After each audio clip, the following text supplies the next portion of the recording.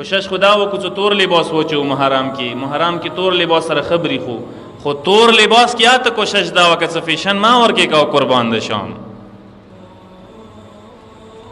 ته تور لباس د سی واچي چې تور لباس کې د خپل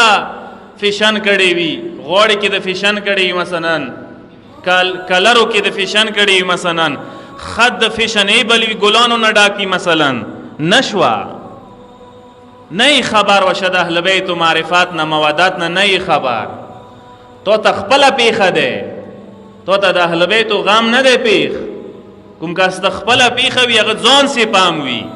کوم کس د اهل بیت غم مخته خي وي هغه ځان ته سوچ نه وي